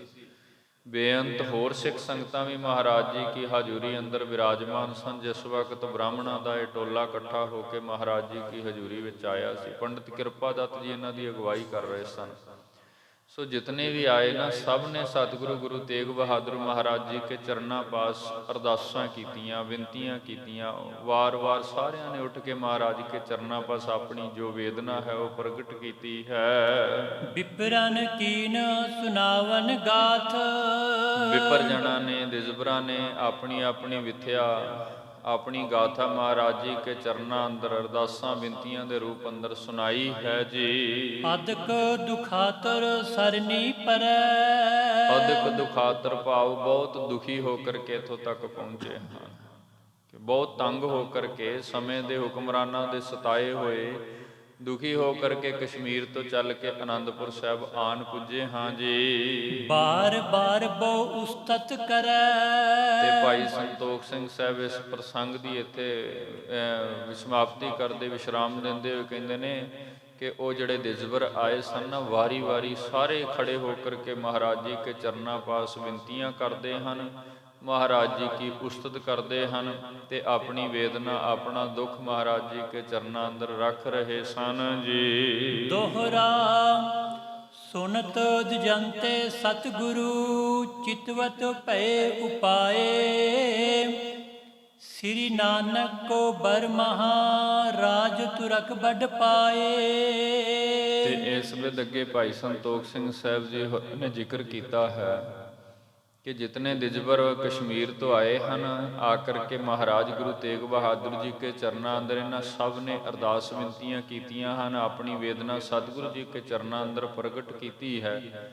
ਸਤਿਗੁਰੂ ਗੁਰੂ ਤੇਗ ਬਹਾਦਰ ਮਹਾਰਾਜ ਜੀਆਂ ਨੇ ਵੀ ਬੜੇ ਪਿਆਰ ਸਹਿਤ ਇਹਨਾਂ ਦੀ ਸਾਰੀ ਵਿਥਿਆ ਸਰਵਣ ਕੀਤੀ ਹੈ। ਜੋ ਜੋ ਕੁਝ ਕਹਿ ਰਹੇ ਸਨ ਨਾ, ਮਹਾਰਾਜ ਸਹਿ ਸੁਭਾਏ ਸਭ ਕੁਝ ਸੁਣ ਰਹੇ ਸਨ ਤੇ ਨਾਲ ਹੀ ਆਪਣੇ ਅੰਤਰ ਤੋਂ, ਅੰਤਰਾਤਮੇ ਤੋਂ ਇਹ ਮਹਿਸੂਸ ਵੀ ਕਰ ਰਹੇ ਸਨ ਵੀ ਸੱਚਮੁੱਚ ਇਹ ਹੁਣ ਦੁਖੀ ਹਨ, ਬਹੁਤ ਦੁਖੀ ਹਨ, ਕਿਉਂਕਿ ਇਹਨਾਂ ਦੇ ਧਰਮ ਤੇ ਬਹੁਤ ਵੱਡਾ ਸੰਕਟ ਆ ਪਿਆ ਹੈ। ਜਿਸ ਦੇਸ਼ ਵਿੱਚ ਰਹਿੰਦੇ ਹਨ, ਉੱਥੋਂ ਦਾ ਹੁਕਮਰਾਨ ਇਹਨਾਂ ਨੂੰ ਮਾਰਨ ਤੇ ਤੁਲਿਆ ਹੋਇਆ ਹੈ, ਜ਼ਬਰਦਸਤੀ ਧਰਮ ਤਬਦੀਲ ਕਰਵਾਉਣ ਦੇ ਲਈ ਯਤਨ ਕਰ ਰਿਹਾ ਹੈ। ਲੇਕਿਨ ਨਾਲ ਹੀ ਮਹਾਰਾਜ ਜੀ ਕੇ ਚਿੱਤ ਵਿੱਚ ਇਹ ਵੀ ਵਿਚਾਰ ਆ ਰਿਹਾ ਸੀ, ਮਹਾਰਾਜ ਗੁਰੂ ਤੇਗ ਬਹਾਦਰ ਇਹ ਵੀ ਸੋਚ ਰਹੇ ਸਨ ਵੀ ਅੱਜ ਜਿਨ੍ਹਾਂ ਤੁਰਕਾਂ ਦਾ ਰਾਜ ਇਸ ਸਿਖਰ ਤੇ ਪਹੁੰਚਿਆ ਹੈ, ਇਸ ਇੱਥੋਂ ਤੱਕ ਇਹ ਪਹੁੰਚੇ ਹਨ ਵੀ ਇੰਨਾ ਤੇਜ ਇਹਨਾਂ ਦੇ ਪਾਸ ਹੈ ਕਿ ਇਹਨਾਂ ਤਖਤਾਂ ਤੇ ਬਹਿ ਕਰਕੇ ਹੁਣ ਇਹ ਆਮ ਲੋਕਾਈ ਦੇ ਉੱਪਰ ਐਸੇ ਹੁਕਮ ਜਾਰੀ ਕਰ ਰਹੇ ਨੇ। ਇਹ ਰਾਜ ਵੀ ਇਹਨਾਂ ਨੂੰ ਆਪਣੇ ਆਪ ਨਹੀਂ ਮਿਲਿਆ, ਇਹ ਰਾਜ ਮਿਲਣ ਦੇ ਪਿੱਛੇ ਵੀ ਗੁਰੂ ਨਾਨਕ ਸਾਹਿਬ ਮਹਾਰਾਜ ਜੀ ਕੀ ਕਿਰਪਾ ਵਰਤੀ ਹੋਈ ਹੈ। ਇਹ ਰਾਜ ਵੀ ਗੁਰੂ ਨਾਨਕ ਦੇ ਘਰੋਂ ਅਸੀਸ ਨਾਲ ਇਹਨਾਂ ਨੂੰ ਮਿਲਿਆ। ਲੇਕਿਨ ਜਿਵੇਂ ਸਾਡੇ ਮਨੁੱਖਾਂ ਦਾ ਸੁਭਾਅ ਹੈ, ਜਦੋਂ ਕੁਝ ਮਿਲ ਜਾਂਦਾ ਹੈ ਫਿਰ ਮਨੁੱਖ ਦੀ ਬਿਰਤੀ ਉਹ ਦਾਤ ਪਾ ਕਰਕੇ ਹੰਕਾਰੀ ਹੋ ਜਾਂਦੀ ਹੈ ਤੇ ਇਸ ਕਰਕੇ ਹੁਣ ਇਹ ਰਾਜ ਤੇਜ ਪ੍ਰਾਪਤ ਕਰਕੇ ਤੇ ਇਤਨੇ ਹੰਕਾਰੀ ਹੋ ਚੁੱਕੇ ਹਨ ਵੀ ਧਰਤੀ ਤੇ ਦੂਸਰੇ ਧਰਮਾਂ ਨੂੰ ਖਤਮ ਕਰਨ ਤੇ ਤੁਲ ਆਏ ਹਨ ਜੀ। ਚੌਪਈ ਤਿਸਕੋ ਬਣੈ ਮਿਟਾਵਨ ਜੈਸੇ। ਤਿਸ ਕੋ ਬਣੈ, ਹੁਣ ਇਹ ਰਾਜ ਤੇਜ ਵੀ ਗੁਰੂ ਨਾਨਕ ਦੇ ਘਰੋਂ ਪ੍ਰਾਪਤ ਹੋਇਆ, ਹੁਣ ਇਹਨੂੰ ਮਿਟਾਉਣਾ ਵੀ ਪਵੇਗਾ। ਕਿਉਂਕਿ ਆਪਾਂ ਵੇਖਦੇ ਹਾਂ ਭਾਵੇਂ ਸਤਿਗੁਰੂ ਜੀਆਂ ਨੇ ਗੱਲ ਕਹੀ ਹੈ, ਹੋਰ ਵੀ ਪੁਰਾਣਿਕ ਹਵਾਲੇ ਹਨ, ਕੁਝ ਵੱਡੇ ਵੱਡੇ ਰਾਜੇ ਜਿਨ੍ਹਾਂ ਨੇ ਬਹੁਤ ਰਾਜ ਤੇਜ ਬਣਾਇਆ ਤੇ ਅਖੀਰ ਤੇ ਉਹ ਵੀ ਨਾਸ਼ ਹੋ ਗਏ। ਕਿਉਂ? ਇੱਕ ਸਿਧਾਂਤ ਵੀ ਅਸੀਂ ਕਈ ਵਾਰ ਜ਼ਿਕਰ ਆਪਾਂ ਕਰ ਲੈਂਦੇ ਹਾਂ, ਤਪੋ ਰਾਜ ਰਾਜੋ ਨਰਕ। ਸੋ ਇਸ ਵਿਧ ਹੁਣ ਜਿਤਨਾ ਰਾਜ ਇਹਨਾਂ ਤੁਰਕਾਂ ਦੇ ਪਾਸ ਹੈ, ਹੁਣ ਇਹਨੂੰ ਮਿਟਾਉਣਾ ਵੀ ਪੈਣਾ, ਇਹਨੂੰ ਖਤਮ ਵੀ ਕਰਨਾ ਪੈਣਾ। ਕਿਉਂਕਿ ਜੇ ਇੱਦਾਂ ਹੀ ਇਹ ਰਾਜ ਵੱਧਦਾ ਰਿਹਾ ਤੇ ਇਹ ਇੱਥੋਂ ਦੀ ਪ੍ਰਜਾ ਉੱਪਰ, ਆਮ ਲੋਕਾਈ ਉੱਪਰ ਬਹੁਤ ਜ਼ੁਲਮ ਕਰਨਗੇ। ਸੋ ਮਿਟਾਉਣਾ ਕਿਵੇਂ ਹੈ, ਉਹ ਜੁਗਤ ਵੀ ਹੁਣ ਸਤਿਗੁਰੂ ਜੀ ਕੇ ਪਾਸ ਹੀ ਹੈ। ਗੁਰਦੇਵ ਕਿਰਪਾ ਕਰਕੇ ਫਿਰ ਆਪ ਹੀ ਆਪਣੀ ਮੱਤ ਵਰਤਾਉਂਦੇ ਹਨ। ਅਨਕ ਜਤਨ ਚਿਤਵਤ ਚਿਤ ਤੈਸੇ। ਅਨੇਕ ਜਤਨ ਚਿਤਵਤ ਚਿਤ ਐਸੇ। ਕਿੱਦਾਂ ਮਿਟਾਇਆ ਜਾਣਾ? ਭਾਵੇਂ ਕਿ ਇਹ ਜਿਤਨੇ ਵੀ ਆਏ ਹਨ ਜਾਂ ਹੋਰ ਜਿਤਨੀ ਵੀ ਸਿੱਖ ਸੰਗਤ ਆਪਣੀ ਆਪਣੀ ਮੱਤ ਅਨੁਸਾਰ ਅਨੇਕਾਂ ਤਰੀਕੇ ਅਨੇਕਾਂ ਯਤਨ ਸੋਚ ਰਹੇ ਹਨ, ਪਰੰਤੂ ਪੂਰੇ ਗੁਰਦੇਵ ਸਤਿਗੁਰੂ ਗੁਰੂ ਤੇਗ ਬਹਾਦਰ ਮਹਾਰਾਜ ਉਹ ਸਭ ਜਾਣਦੇ ਹਨ। ਕੇਤਿਕ ਦੇਰ ਗੁਰ ਤੂਸਨ ਠਾਨੀ। ਤੇ ਭਾਈ ਸੰਤੋਖ ਸਿੰਘ ਸਾਹਿਬ ਜੀ ਜ਼ਿਕਰ ਕਰਦੇ ਹਨ, ਸਤਿਗੁਰੂ ਜੀ ਨੇ ਨਾ ਜਿਸ ਵਕਤ ਇਹਨਾਂ ਦਿਜਬਰਾਂ ਦੀ ਸਾਰੀ ਵਿਥਿਆ ਸੁਣ ਲਈ, ਇਹਨਾਂ ਨੂੰ ਰੋਂਦਿਆਂ ਵੀ ਵੇਖ ਲਿਆ, ਵਾਰ-ਵਾਰ ਪੁਕਾਰਾਂ ਕਰਦਿਆਂ ਵੀ, ਬੇਨਤੀ ਕਰਦਿਆਂ ਵੀ ਵੇਖ ਲਿਆ, ਮਹਾਰਾਜ ਜੀ ਫਿਰ ਕੁਝ ਸਮੇਂ ਦੇ ਲਈ ਬਿਲਕੁਲ ਸ਼ਾਂਤ ਚਿੱਤ ਆਪਣੇ ਮੁਖ ਤੋਂ ਚੁੱਪ ਹੋ ਕਰਕੇ ਬੈਠ ਗਏ। ਤੂਸ਼ਣ ਠਾਨੀ ਭਾਵ ਮੁਖ ਤੋਂ ਕੁਝ ਨਹੀਂ ਬੋਲੇ ਤੇ ਆਪਣੇ ਪਵਿੱਤਰ ਆਸਣ ਉੱਪਰ ਗੁਰੂ ਤੇਗ ਬਹਾਦਰ ਮਹਾਰਾਜ ਜੀ ਨੇਤਰ ਬੰਦ ਕਰਕੇ ਬੈਠ ਗਏ ਸਨ। ਭਿਖ ਮੁਖ ਸਭਾ ਨ ਕੋ ਕਹਿ ਬਾਣੀ। ਮਹਾਰਾਜ ਜੀ ਇਸ ਅਵਸਥਾ ਵਿੱਚ ਬੈਠੇ ਹਨ ਕਿ ਸਾਰੀ ਸਭਾ ਜਿਤਨੀ ਵੀ ਸੰਗਤ ਵਿੱਚ ਹੀ ਉਹ ਦਿਜਬਰ ਹਨ, ਕਸ਼ਮੀਰ ਵਾਸੀ ਜਿਤਨੇ ਵੀ ਮਹਾਰਾਜ ਕੀ ਹਜ਼ੂਰੀ ਵਿੱਚ ਬੈਠੇ ਹਨ, ਮਹਾਰਾਜ ਜੀ ਕੇ ਮੁਖ ਦੇ ਉੱਪਰ ਆਪਣੇ ਨੇਤਰ ਟਿਕਾ ਕੇ ਮਹਾਰਾਜ ਜੀ ਦਾ ਦੀਦਾਰ ਪਾ ਰਹੇ ਸਨ, ਵੇਖ ਰਹੇ ਸਨ ਮੁਖ ਵੱਲ। ਲੇਕਿਨ ਆਪਣੇ ਆਸਣ ਤੇ ਥਿਰ ਵਿਰਾਜਮਾਨ ਗੁਰੂ ਸਤਿਗੁਰੂ ਗੁਰੂ ਤੇਗ ਬਹਾਦਰ ਮਹਾਰਾਜ ਨੇਤਰ ਬੰਦ ਕਰਕੇ ਕੁਝ ਸਮਾਂ ਸ਼ਾਂਤ ਚਿੱਤ ਬੈਠੇ ਰਹੇ ਹਨ। ਕੀ ਵਿਚਾਰ ਰਹੇ ਹਨ? ਇਹ ਗੁਰੂ ਦੇ ਅੰਤਰਾਤਮੇ ਦੀ ਖੇਡ ਹੈ। ਕਿਸ ਵਿਧ ਵਿਚਾਰ ਰਹੇ ਹਨ? ਭਾਵੇਂ ਭਾਈ ਸਾਹਿਬ ਜੀ ਹੋਰਾਂ ਨੇ ਤੇ ਥੋੜਾ ਜਿਹਾ ਜ਼ਿਕਰ ਪਹਿਲੇ ਕੀਤਾ ਵੀ ਹੈ ਵੀ ਤੁਰਕਾਂ ਦਾ ਰਾਜ ਤੇਜ ਮਿਲਿਆ ਵੀ ਇਹਨਾਂ ਨੂੰ ਪਰਮਾਤਮਾ ਦੀ ਕਿਰਪਾ ਦੇ ਨਾਲ ਹੈ, ਤੇ ਹੁਣ ਇਹਦਾ ਨਾਸ਼ ਵੀ ਇਸੇ ਤਰੀਕੇ ਹੀ ਹੋ ਜਾਣਾ ਹੈ। ਕਿਉਂਕਿ ਇਹ ਹੰਕਾਰੀ ਹੋ ਗਏ ਹਨ, ਜ਼ੁਲਮ ਕਰਨ ਲੱਗ ਪਏ ਹਨ। ਤੇ ਜਦੋਂ ਕੋਈ ਮਨੁੱਖ ਰਾਜ ਲੈ ਕਰਕੇ, ਤੇਜ ਪ੍ਰਾਪਤ ਕਰਕੇ, ਬਲ ਲੈ ਕਰਕੇ ਜ਼ੁਲਮ ਕਰਨ ਲੱਗੇ, ਫਿਰ ਪਰਮਾਤਮਾ ਆਪ ਹੀ ਕੋਈ ਨਾ ਕੋਈ ਖੇਡ ਬਣਾ ਦਿੰਦਾ, ਕਿਸੇ ਨਾ ਕਿਸੇ ਮਹਾਨ ਪੁਰਖ ਨੂੰ, ਕਿਸੇ ਅਵਤਾਰ ਨੂੰ ਘੱਲ ਦਿੰਦਾ ਵੀ ਹੁਣ ਇਹਨੂੰ ਠੱਲ ਪਾਓ। ਸੋ ਇਸ ਵੇਦ ਮਹਾਰਾਜ ਨੇਤਰ ਬੰਦ ਕਰਕੇ ਆਪਣੇ ਪਵਿੱਤਰ ਸਿੰਘਾਸਨ ਉੱਪਰ ਬੈਠੇ ਸਨ ਤੇ ਸਾਰੀ ਸਭਾ ਗੁਰਸਿੱਖ ਸੰਗਤਾਂ ਦੇ ਸਹਿਤ ਦਿਜਬਰ ਮਹਾਰਾਜ ਜੀ ਕੇ ਮੁਖ ਵੱਲ ਤੱਕ ਰਹੇ ਸਨ ਜੀ। ਘਰ ਮੈਂ ਤਰੀ ਪਤਰਿਕਾ ਬਾਜੀ। ਮਹਾਰਾਜ ਸੱਚੇ ਪਾਤਸ਼ਾਹ ਜੀ ਇਹ ਸਭ ਕੁਝ ਇਸ ਵਕਤ ਕਰ ਰਹੇ ਹਨ ਤੇ ਦਿਜਬਰ ਜਿਹੜੇ ਹਨ ਜੋ ਇੱਕ ਪੱਤਰਕਾ ਚਿੱਠੀ ਆਦਿਕ ਲੈ ਕੇ ਆਏ ਹਨ, ਉਹ ਵੀ ਆਪਣੇ ਹੱਥ ਵਿੱਚ ਰੱਖ ਕਰਕੇ ਬੈਠੇ ਹਨ। ਸਿਵ ਕੀ ਲਿਖਤ ਦੇਖ ਹਿਤ ਰਾਚੀ। ਹੁਣ ਹੁਕਮ ਕੀ ਆਉਂਦਾ ਹੈ? ਅਕਾਲ ਪੁਰਖ ਪਰਮਾਤਮਾ ਦੇ ਘਰੋਂ ਆਗਿਆ ਕੀ ਆਉਂਦੀ ਹੈ, ਉਹ ਉਚਾਰਨ ਸਤਿਗੁਰੂ ਗੁਰੂ ਤੇਗ ਬਹਾਦਰ ਮਹਾਰਾਜ ਜੀ ਕੇ ਮੁਖ ਤੋਂ ਹੋਵੇਗਾ। ਉਸ ਦੀ ਸਭ ਨੂੰ ਉਡੀਕ ਹੈ ਵੀ ਮਹਾਰਾਜ ਆਪਣੇ ਮੁਖ ਤੋਂ ਕੀ ਬਚਨ ਕਰਦੇ ਹਨ। ਪੱਠੀ ਸਕਲ ਹੀ ਠਾਨੀ ਮੌਨ। ਕਿਉਂਕਿ ਜੋ ਪੱਤਰਕਾ ਇਹਨਾਂ ਨੇ ਮਹਾਰਾਜ ਜੀ ਕੇ ਹਾਜ਼ਰ ਕੀਤੀ ਹੈ, ਮਹਾਰਾਜ ਨੇ ਵੀ ਪੜ੍ਹ ਲਈ ਸੀ, ਸੰਗਤ ਨੇ ਵੀ। ਸਤਿਗੁਰੂ ਗੁਰੂ ਤੇਗ ਬਹਾਦਰ ਮਹਾਰਾਜ ਹੁਣ ਮੌਨ ਹੋ ਕਰਕੇ, ਭਾਵ ਸ਼ਾਂਤ ਹੋ ਕਰਕੇ, ਅੰਤਰਾਤਮੇ ਦੀ ਖੇਡ ਵਿੱਚ ਨੇਤਰ ਬੰਦ ਕਰਕੇ ਆਪਣੇ ਸਿੰਘਾਸਨਾਂ ਪੁਰ ਟਿਕੇ ਬੈਠੇ ਸਨ। ਦੇਖਤ ਰਹੇ ਨਾ ਬੋਲਿਓ ਕੋਨ। ਲੇਕਿਨ ਜਿਤਨਾ ਸਮਾਂ ਮਹਾਰਾਜ ਆਪਣੇ ਆਸਨ ਤੇ ਇਸ ਵਿਧ ਟਿਕੇ ਰਹੇ, ਨੇਤਰ ਬੰਦ ਕਰਕੇ ਗੁਰਦੇਵ ਆਪਣੇ ਆਸਨ ਪੁਰ ਬੈਠੇ ਰਹੇ, ਸੰਗਤ ਵੇਖਦੀ ਰਹੀ, ਦਿਜਬਰ ਵੇਖਦੇ ਰਹੇ ਜੋ ਆਏ ਸਨ। ਲੇਕਿਨ ਕਿਸੇ ਨੇ ਕੋਈ ਸ਼ਬਦ ਨਹੀਂ ਬੋਲਿਆ, ਕਿਸੇ ਨੇ ਇਸ ਖੇਡ ਵਿੱਚ ਕੋਈ ਰੁਕਾਵਟ ਨਹੀਂ ਪਾਈ। ਸਭ ਸ਼ਾਂਤ ਚਿੱਤ, ਇਉਂ ਕਹਿ ਲਈਏ ਵੀ ਉਸ ਵਕਤ ਦੀਵਾਨ ਦੇ ਅੰਦਰ ਪੂਰਨ ਤੌਰ ਤੇ ਸ਼ਾਂਤੀ ਵਰਤ ਰਹੀ ਸੀ।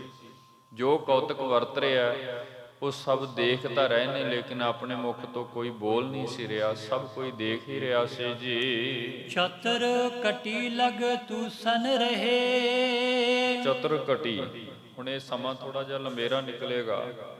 4 ਘੜੀਆਂ ਦਾ ਸਮਾਂ ਜਿਹੜਾ ਭਾਈ ਸਾਹਿਬ ਜੀ ਹੋਰਾਂ ਨੇ ਜ਼ਿਕਰ ਕਰ ਦਿੱਤਾ ਹੈ। ਗੁਰੂ ਤੇਗ ਬਹਾਦਰ ਮਹਾਰਾਜ ਆਪਣੇ ਆਸਣ ਤੇ ਸਮਾਧੀ ਸਥਿਤ ਬੈਠੇ ਰਹੇ। 4 ਘੜੀਆਂ ਧੰਨ ਗੁਰੂ ਤੇਗ ਬਹਾਦਰ ਮਹਾਰਾਜ ਕਿਸੇ ਨਾਲ ਕੋਈ ਬਚਨ ਨਹੀਂ ਕੀਤਾ, ਨਾ ਕਿਸੇ ਦੀ ਕੋਈ ਬਾਤ ਸੁਣੀ, ਕੇਵਲ ਆਪਣੇ ਅੰਤਰਾਤਮੇ ਦੇ ਧਿਆਨ ਅੰਦਰ ਪਰਿਪੂਰਨ ਪ੍ਰਮਾਤਮਾ ਦੀ ਯਾਦ ਅੰਦਰ ਮਹਾਰਾਜ ਆਪਣੀ ਮੌਜ ਵਿੱਚ ਉਸ ਸਥਾਨ ਪਰ ਬੈਠੇ ਰਹੇ ਹਨ। ਨਹਿ ਉਪਾਇ ਕੋ ਉਰਮੈ ਲਹੇ। ਨਹਿ ਉਪਾਏ, ਹੁਣ ਕੀ ਹੈ ਮਹਾਰਾਜ ਕੀ ਵਿਚਾਰ ਰਹੇ ਹਨ? ਜਿਹੜੇ ਵੇਖ ਰਹੇ ਹਨ ਸੰਗਤ ਵਿੱਚ ਉਹਨਾਂ ਨੂੰ ਕੋਈ ਇਸ ਗੱਲ ਦਾ ਇਲਮ ਨਹੀਂ ਹੈ ਵੀ ਮਹਾਰਾਜ ਕੀ ਕਰ ਰਹੇ ਹਨ ਜਾਂ ਕਿਵੇਂ, ਤੇ ਨਾ ਇਸ ਗੱਲ ਦੀ ਕਿਸੇ ਨੂੰ ਸਮਝ ਆ ਸਕਦੀ ਹੈ ਗੁਰਮੁਖੋ, ਕਿਉਂਕਿ ਗੁਰੂ ਕੀ ਗਤ ਕੇਵਲ ਗੁਰੂ ਹੀ ਜਾਣ ਸਕਦੇ ਹਨ। ਆਪਣੋ ਸਿਰ ਦੇ ਕੂਰੋ ਕਰੈ। ਲੇਕਿਨ ਮਹਾਰਾਜ ਸੱਚੇ ਪਾਤਸ਼ਾਹ ਜੀ ਇਹ ਸਾਰੀ ਵਿਥਿਆ ਸੁਣ ਕਰਕੇ ਜਿਸ ਵਕਤ ਅੰਤਰ ਧਿਆਨ ਹੋਏ ਤੇ ਸਤਿਗੁਰੂ ਜੀਆਂ ਨੂੰ ਪਰਿਪੂਰਨ ਪਰਮਾਤਮਾ ਦੇ ਘਰੋਂ ਕਹਿ ਲਈਏ ਆਪਣੇ ਅੰਤਰਾਤਮੇ ਤੋਂ ਇਹ ਸਾਰੀ ਖੇਡ ਸਮਝ ਆ ਗਈ ਕਿ ਜਿਹੜਾ ਸਮੇਂ ਦਾ ਹੁਕਮਰਾਨ ਇਸ ਦੇਸ਼ ਦੀ ਲੋਕਾਈ ਦੇ ਉੱਪਰ, ਪ੍ਰਜਾ ਦੇ ਉੱਪਰ ਇਹ ਜਿਹੜੇ ਐਸੇ ਕਠਨ ਹੁਕਮ ਜਾਰੀ ਕਰ ਰਿਹਾ ਜਿਹਦੇ ਨਾਲ ਇਹ ਪ੍ਰਜਾ ਦੁਖੀ ਹੋ ਰਹੀ ਹੈ, ਬੇਬਲਤਾ ਹੈ, ਦੁੱਖ ਹੈ, ਸੋ ਇਹਨੂੰ ਠੱਲ ਪਾਉਣ ਦੇ ਲਈ ਕੀ ਕੀਤਾ ਜਾ ਸਕਦਾ ਹੈ, ਕਿਵੇਂ ਇਹ ਸਭ ਕੁਝ ਰੋਕਿਆ ਜਾ ਸਕਦਾ ਹੈ।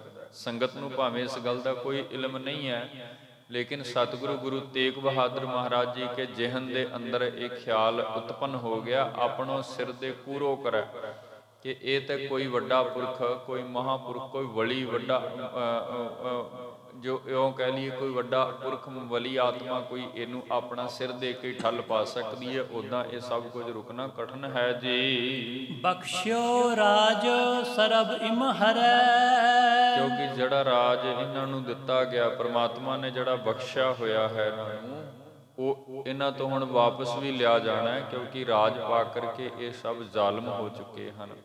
ਸੋ ਬਖਸ਼ਿਆ ਹੋਇਆ ਰਾਜ ਉਦੋਂ ਹੀ ਵਾਪਸ ਲਿਆ ਜਾ ਸਕਦਾ ਜਦੋਂ ਕੋਈ ਪਵਿੱਤਰ ਆਤਮਾ ਅੱਗੇ ਖੜੀ ਹੋਵੇਗੀ ਤੇ ਫਿਰ ਉਹਦੇ ਨਾਲ ਟਾਕਰਾ ਹੋਵੇਗਾ ਤੇ ਇਹ ਆਪਣੇ ਰਾਜ ਦੇ ਜ਼ੋਰ ਅੰਦਰ ਜ਼ੁਲਮ ਕਰਨਗੇ, ਤੇ ਜਦੋਂ ਕਿਸੇ ਪਵਿੱਤਰ ਆਤਮਾ ਤੇ ਕੋਈ ਜ਼ੁਲਮ ਕਰਦਾ ਫਿਰ ਪਰਮਾਤਮਾ ਉਹਦਾ ਨਾਸ਼ ਕਰ ਦਿੰਦਾ ਹੈ, ਉਹਨੂੰ ਖਤਮ ਕਰ ਦਿੰਦਾ ਹੈ। ਇਹ ਵਿਧਾਨ ਹੈ ਪ੍ਰਕਿਰਤੀ ਦਾ ਕਿ ਜਦੋਂ ਵੀ ਇਤਿਹਾਸ ਵਿੱਚ ਵੀ ਅਸੀਂ ਵੇਖਦੇ ਹਾਂ ਕਿਸੇ ਵੀ ਬਾਦਸ਼ਾਹ ਨੇ ਕਿਸੇ ਪਵਿੱਤਰ ਆਤਮਾ ਦੇ ਉੱਪਰ ਜ਼ੁਲਮ ਕੀਤਾ ਹੈ, ਜਿਵੇਂ ਬਾਣੀ ਸਾਨੂੰ ਕਹਿੰਦੀ ਹੈ ਨਾ, ਸੰਤਨ ਦੁੱਖ ਪਾਏ ਤੇ ਦੁਖੀ, ਜਦੋਂ ਕਿਸੇ ਸੰਤ ਦੇ ਉੱਪਰ ਤਸ਼ੱਦਦ ਹੋਇਆ, ਉਹਨੇ ਦੁੱਖ ਪਾਇਆ, ਭਾਵ ਉਹਨੇ ਕੋਈ ਪੀੜਾ ਝੱਲੀ, ਤੇ ਪ੍ਰਮਾਤਮਾ ਨੇ ਉਹ ਜ਼ੁਲਮ ਕਰਨ ਵਾਲੇ ਦੀ ਜੜ ਪੁੱਟ ਕੇ ਰੱਖ ਦਿੱਤੀ। ਸੋ ਇਸ ਵਿਧ ਹੁਣ ਇਸ ਰਾਜ ਨੂੰ ਕਿਵੇਂ ਖਤਮ ਕੀਤਾ ਜਾ ਸਕਦਾ, ਇਹ ਖਿਆਲ ਕੇਵਲ ਗੁਰੂ ਤੇਗ ਬਹਾਦਰ ਮਹਾਰਾਜ ਜੀ ਕੇ ਜਿਹਨ ਵਿੱਚ ਹੈ ਕਿ ਕੋਈ ਵੱਡਾ ਪੁਰਖ ਆਪਣਾ ਸਿਰ ਦੇਵੇਗਾ ਤੇ ਇਹ ਧਰਮ ਬਚ ਸਕਦਾ ਹੈ ਜੀ। ਅਪਰ ਉਪਾਇ ਨਾ ਬਨ ਹੈ ਕੋਈ।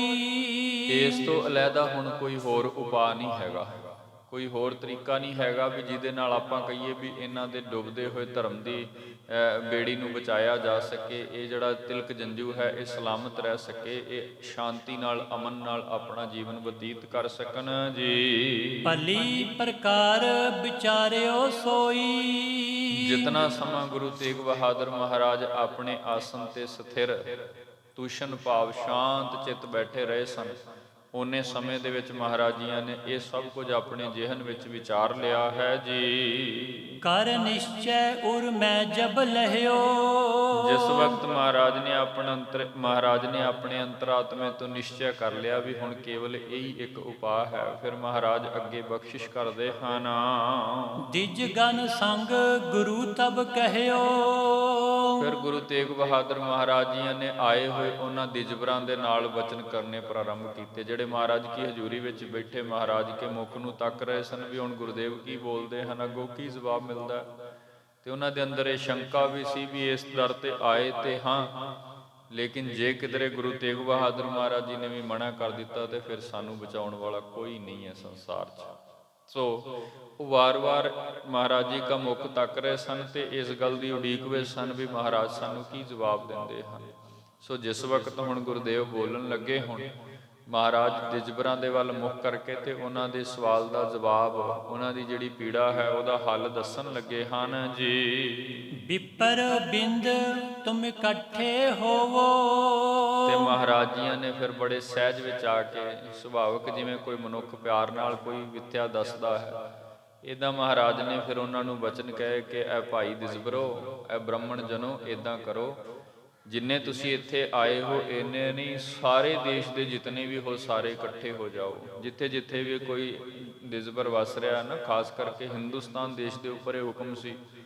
ਸੋ ਕੱਲਾ ਕਸ਼ਮੀਰ ਦੇ ਪੰਡਤਾਂ ਦੀ ਗੱਲ ਨਹੀਂ ਰਹਿ ਗਈ ਇੱਥੇ। ਮਹਾਰਾਜ ਨੇ ਕਹਿ ਦਿੱਤਾ ਵਿਪਰ ਬ੍ਰਿੰਦ, ਬ੍ਰਿੰਦ ਦਾ ਭਾਵ ਹੈ ਸਾਰੇ ਜਿੱਥੇ ਕਿੱਥੇ ਵੀ ਤੁਹਾਡੀਆਂ ਹੋਰ ਜਮਾਤਾਂ ਰਹਿੰਦੀਆਂ ਹਨ, ਖਾਸ ਕਰਕੇ ਪੰਜਾਬ ਦੇਸ਼ ਦੀ ਗੱਲ ਵੀ ਆਵੇਗੀ, ਹੋਰ ਜਿਤਨੇ ਵੀ ਦੇਸ਼ ਹਨ ਸਾਰਿਆਂ ਦੇਸ਼ਾਂ ਦੇ ਅੰਦਰ, ਸਾਰਿਆਂ ਰਜਵਾੜਿਆਂ ਦੇ ਅੰਦਰ ਜਿੱਥੇ ਜਿੱਥੇ ਵੀ ਸਨਾਤਨੀ ਜਮਾਤਾਂ ਹਨ, ਉਹਨਾਂ ਦੇ ਜਿਹੜੇ ਮੁਖੀ ਪੈਰੋਕਾਰ ਹਨ, ਉਹ ਸਾਰੇ ਇੱਕ ਥਾਂ ਤੇ ਇਕੱਠੇ ਹੋ ਜਾਓ ਜੀ। ਕਰੋ ਸਕੇਲਨ ਜੇ ਸੁਭ ਜੋਵੋ।